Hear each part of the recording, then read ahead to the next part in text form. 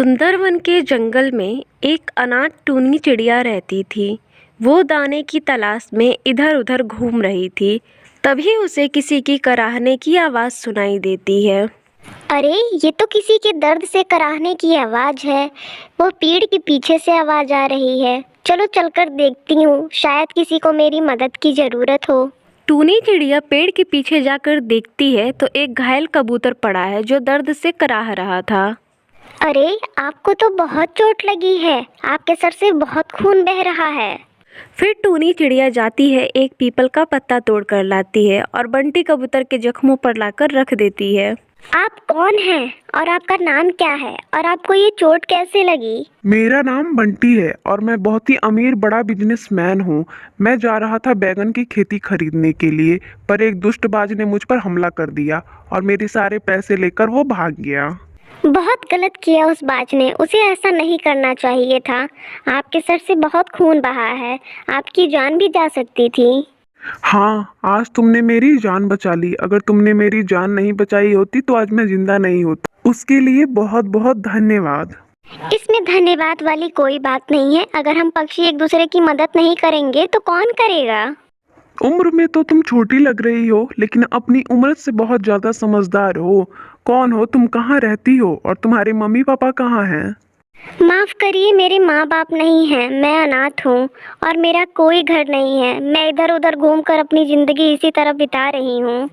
अच्छा, तुमने मेरी जान बचाई है। मैं इसके बदले तुम्हें बहुत सारे पैसे दे सकता हूँ, लेकिन इस समय मेरे पास नहीं है। तुम मेरे साथ मेरे घर चलो, वहाँ तुम्हें जितने पैसे चाहिए मैं उतने दे दूंगा। नहीं, मुझे कोई पैसे की जरूरत नहीं है, आप अपना ध्यान रखिए। अच्छा, मेरे सर में चोट लगी है, क्या तुम मुझे मेरे घर तक छोड़ सकती हो? टूनी बंटी को सहारा देकर उसके घर तक पहुंचा देती है। मुझे पता है तुम मुझसे पैसे नहीं लोगी। मैंने उस जंगल में खेत खरीदा था बैगन का, और ये लो पेपर, आज से वो खेत तुम्हारा है। हाँ, अपना घर जरूर बना लेना। आपका बहुत बहुत धन्यवाद। अरे कोई बात नहीं, आखिर तुमने मेरी जान बचाई है। अगर जिंदगी में तुम्हें किसी भी चीज की जरूरत हो तो बेझिझक मेरे पास आ जाना। टूनी वहां से बैगनों के खेत में आ जाती है और बैगनों को ले जाकर बेच देती है। बैगन की फसल से बहुत अच्छी कमाई हुई है। क्यों ना मैं पूरे खेत में और बैगन लगा दूं और उनकी अच्छे से देखभाल करूं, जिससे मेरी और अच्छी कमाई हो। फिर अगले दिन टूनी चिड़िया अपने खेतों में बैगन की फसल लगा रही होती है। तभी उसका दोस्त कालू कौवा आता है। अरे टूनी, ये क्या कर रही हो तुम? मैं अपनी बैगन की खेती कर रही हूँ। अरे टूनी, पागल हो गई हो क्या? इतनी बड़ी खेती बैगन की तुम कैसे करोगी? तुम्हें फ्री में खेत मिल गया है तो खाओ पियो मौज करो और ठीक से रहो। क्या जरूरत है तुम्हें बैगन की खेती करने की? देखो कालू, मुझे मेरा काम करने दो और तुम यहाँ से जाओ। मैं बैगन की खेती कर कर रहूंगी, देखना। मैं मेहनत से नहीं घबराती हूँ और मैं जी तोड़ मेहनत करके अपना घर भी बनाऊंगी। हाँ हाँ, बढ़ती रहो इस गर्मी में। मैं तो चला अपने घर आराम करने। टूनी चिड़िया अपने दोस्त कालू की बातों पर बिल्कुल भी ध्यान नहीं देती है और वो अपनी बैगन की खेती करती है और उनकी अच्छी से देखभाल करती है। टूनी चिड़िया धीरे धीरे बड़ी हो रही थी और उसके बैगन भी साथ में बड़े हो रहे थे। जल्द ही उसके बैगन के पेड़ में बैगन लग जाते हैं। टूनी चिड़िया अपने बैगनों को तोड़कर जंगल में फ्री में बांटती है। आखिर टूनी बेटा, तुम्हारी मेहनत रंग लाई। हाँ टूनी बिटिया, तुम्हारे बैगन वाकई में बहुत अच्छे हैं। हाँ हरिका की, भगवान मेहनत करने वालों को सफलता एक दिन जरूर देते हैं। हाँ टूनी, तुम बहुत ही मेहनती चिड़िया हो। हाँ, मेहनत का फल भगवान जरूर देते हैं, लेकिन कुछ पक्षी ऐसे थे जो मेरे ऊपर हंसते थे और मुझे मना करते थे कि मैं ये सब खेती ना करूं बैगन की। टूनी, मैं अपनी कही हुई बात पर शर्मिंदा हूँ। मुझे तुम्हारा इस तरह मनोबल नहीं गिराना चाहिए था। हो सके तो मुझे माफ कर दो। नहीं कालू भाई, तुम्हें माफी मांगने की कोई जरूरत नहीं है। इसी तरह कुछ दिन बीत जाते हैं। टूनी चिड़िया अपने बैगन के खेत में बैठी थी, तभी वहां पर कड़कनाथ सेठ कौवा आता है। ये खेत आपके हैं? जी हाँ, ये खेत मेरा है। मेरा नाम कड़कनाथ सेठ है और मैं आपका ये बैगन का खेत पूरा खरीदना चाहता हूँ। सब्जी मंडी में मैं एक बहुत ही बड़ा व्यापारी हूँ। आपको मैं बहुत अच्छे दाम दूंगा। मेरी फसल ऑर्गेनिक है, इसमें कोई भी केमिकल नहीं है। क्या कीमत दोगे आप? मैं आपको मुंह मांगी कीमत दे सकता हूँ। जितना आप बोलिए मैं आपको उतना दे दूंगा। टूनी चिड़िया अपने बैगन की फसल कड़कनाथ सेठ को अच्छे दामों में बेच देती है। इसी तरह टूनी चिड़िया खुशी खुशी से अपना जीवन बिताने लगती है। दूर किसी जंगल में एक बिल्लू बिल्ला रहता था। वो बहुत ही ज़्यादा खूंखार था। जंगल के सभी पक्षियों को वो मारकर खा जाता था। इसलिए जंगल के सारे पक्षी उससे डरा करते थे और उसे देखकर अपने घर में छुप जाया करते थे। अरे बेटा अंदर चलो, वो बिल्लू बिल्ला बाहर ही घूम रहा है। अगर उसने तुम्हें देख लिया तो मार कर खा जाएगा। ऐसे ही उस जंगल के पक्षी डर डर के अपना जीवन बिता रहे थे। एक दिन टुनटुनी नाम की चिड़िया अपने बच्चों के साथ उस जंगल में रहने आती है और एक पेड़ पर वो अपना घोंसला बना लेती है। आप कौन हो बहन और कहाँ से आई हो? मेरा नाम टुनटुनी है और ये दोनों मेरे बच्चे हैं। बहन जी आपके पति नजर नहीं आ रहे हैं, वो कहाँ हैं?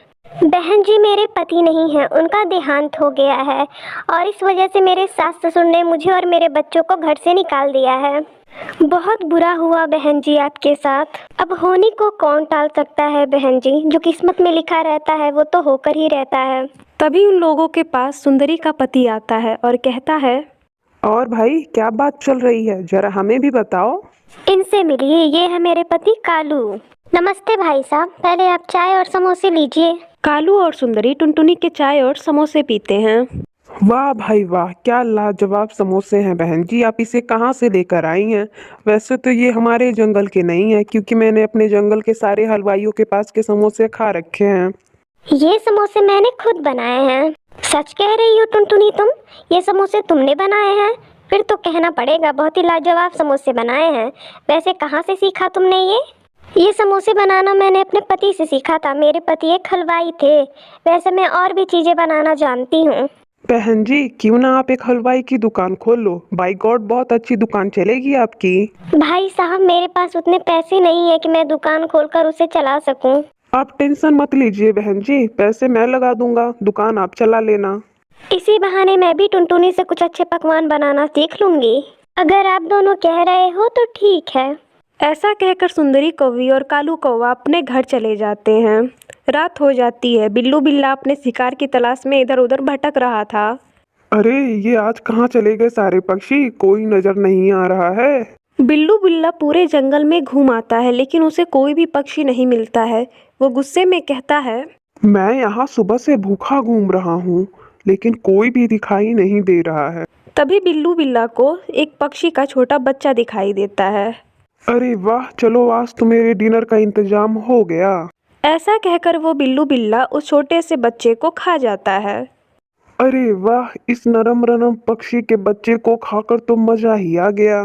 अगले दिन टुनटुनी चिड़िया और सुंदरी कौवी समोसे की दुकान खोलकर बैठ जाती हैं। अरे बहन कैसे समोसे दिए, अच्छे तो होंगे ना? अरे अच्छे नहीं, बहुत अच्छे होंगे, आप जरा खा कर तो देखिए। बंटी कबूतर जैसे ही समोसे खाता है उसे समोसे बहुत पसंद आते हैं। तारीफ तो करनी होगी भाई, समोसे बहुत ही लाजवाब हैं। ऐसा करो 10 समोसे पैक कर दो। टुनटुनी चिड़िया समोसे पैक कर देती है। देखते ही देखते टुनटुनी चिड़िया की दुकान पर पक्षियों की भीड़ लग जाती है। रात को दोनों पैसे गिनती हैं। वाह टुनटुनी वाह, अगर ऐसी ही कमाई होती रही हमारी तो जल्द ही एक बड़ा रेस्टोरेंट खोल लेंगे हम। हाँ सुंदरी बहन, भगवान की दया से अब सब अच्छा ही होगा। टुनटुनी चिड़िया की दुकान बहुत अच्छे से चलने लगती है। एक दिन की बात है, सुंदरी और टुनटुनी घर जा रही थी। तभी रास्ते में उन्हें वो बिल्लू बिल्ला मिल जाता है। वो हमेशा की तरह भूखा था।